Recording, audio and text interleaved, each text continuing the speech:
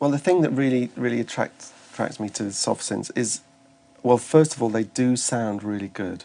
That especially my favourites are the Arturia collection with the the modular Moog and the mini Moog and the CS80. Those three. I mean, I never really had a lot of access to those synths when they were in their hardware form. So for me, it's like discovering this whole new world of modular synths and the sound that they make, and really just on a very sort of, without getting very far into the programming, you can get very excited about the sounds. With the sort of MIDI side of it, there's no latency. It's there straight away. You always have to worry about shifting things about with MIDI normally, but with the soft synths you don't.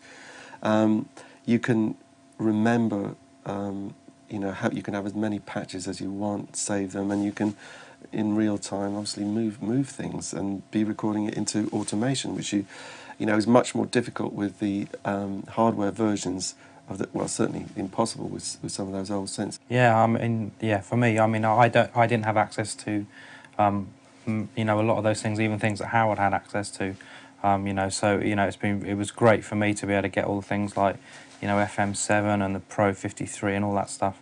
It's nice when it looks like the things as well, but certainly soft synths for me. I love all the analog stuff like Howard said, but I'm starting to more and more be interested by the things like Reactor and Absinthe and things like that, which are a little bit off the beaten track and are kind of a little bit more kind of unexpected with kind of what you can get out of them. During the making of the album, we had limited controllers available. There's this kind of stuff appeared kind of later on in the album. I'm really excited by that new, the new Mackie C4, just because you can get your hands on 32 parameters at once and kind of just see what the interaction is between them. You don't get that with a mouse, but it encourages you to kind of explore, like Howard said, perhaps like doing layers of automation and then putting another layer of automation and seeing how the things interact together. So you come up with unexpected ways of doing things, whatever process and technique you use.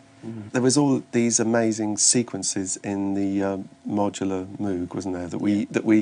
That actually were, for some weird reason, were in 6/8 or some sort of triple time, and I had to sort of record them and lots of layers of them, and then chop them down into 4/4. The only disadvantage with the whole soft synth thing is that you can get into a syndrome where you almost become like a collector, like stamp collecting. You've got to have every single one by every single company.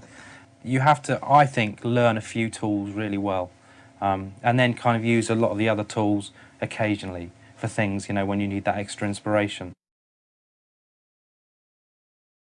I'd been a massive fan of the Dynaudio BM6As, and then Howard got into those as well because they're such fantastic speakers.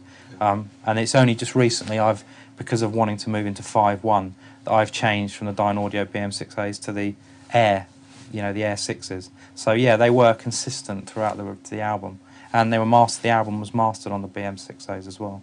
Got an Air system because I wanted a new challenge. There's only so much you can cram into the stereo field, and we do try and cram it in.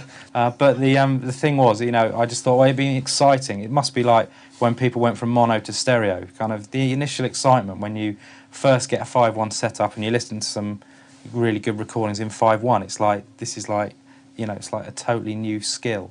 And so, that really excited me, and Howard as well. And so I think we'd love to now that we're kind of getting up to speed with all the formats and standards and encoding and all that, to kind of perhaps do some material from the album. Today we decided we're gonna mix it in 5.1, the whole album again, and put another release out, because it's just a whole new dimension we can bring to the music. It does give you, when you've got live DVDs and all that, it does give you that sense of kind of being there. But for us and for me, certainly the interest is in mixing material, like you say, electronic material or whatever, that can really utilise 5.1 without being gimmicky. Yeah, it's just like encouraging people, though, to get a system, isn't it, at home? Yeah. Once they start bringing it out as a basic component of people's PCs, that'd be great. And once you've heard a mix in 5.1 and you have to go back to it in stereo, you do feel a little kind of bit of a sense of disappointment, even if you thought it was great in the first place.